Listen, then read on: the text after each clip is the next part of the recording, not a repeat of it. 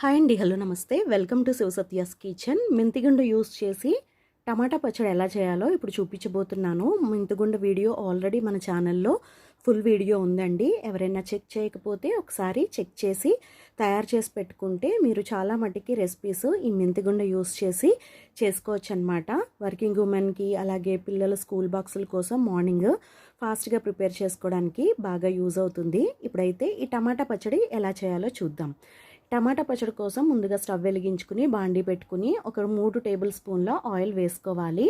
Oil కొద్దిగా heat అయిన తర్వాత 1 టేబుల్ స్పూన్ శనగపప్పు, 2 టీ స్పూన్ల మినప్పప్పు, 1/2 టీ స్పూన్ ఆవాలు, 1/2 టీ స్పూన్ జీలకర్ర, ఒక 2 ఎండుమిరపకాయల్ని తుంచుకొని వేసుకోవాలి. పోపు కొద్దిగా ఎర్రగా వేగిన తర్వాత ఒక 1/2 టీ స్పూన్ ఇంగువను కూడా వేసుకొని ఒకసారి కలిపేసుకోవాలి.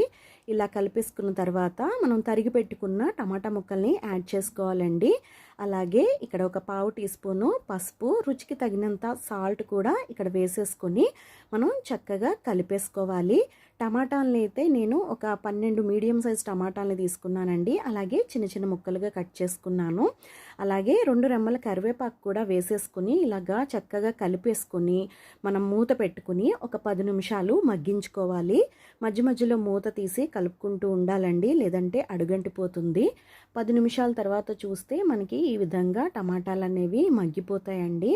చక్కగా మగ్గిపోయాయి. ఒకసారి మగ్గాయో లేదో ముక్కని గుచ్చి ఇలాగ గెరటితో గుచ్చి చూసుకుంటే మనకి తెలిసిపోతుంది. ఇప్పుడైతే ఇందులోకి మనం రెడీ చేసి పెట్టుకున్న మెంతిగుండని ఒక 2 టేబుల్ స్పూన్లు వేసుకొని కలిపేసుకోవడమేనండి.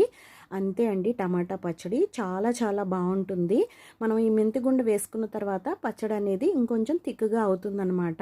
మీకు పల్చగా కావాలంటే కొంచెం చింతపండు రసాన్ని యాడ్ చేసుకోండి. అలాగే టమాటాలు పుల్లగా లేకపోయినా మీరు హైబ్రిడ్ టమాటాలతో ఈ పచ్చడి కనుక తయారు చేసుకునేటట్లయితే తప్పనిసరిగా కొద్దిగా చింతపండు రసాన్ని కూడా యాడ్ చేసుకోండి. నాటు టమాటాలు అయితే మనం ఇంకా చింతపండు రసం యాడ్ చేయని అవసరం లేదు, ఆ పులిపే సరిపోతుందండి.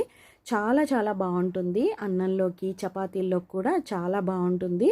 మీరు దోశల్లోకి కూడా దీన్ని తినొచ్చు. చాలా చాలా టేస్టీగా ఉండే టమాటా పచ్చడిని మీరు కూడా తప్పకుండా ట్రై చేయండి.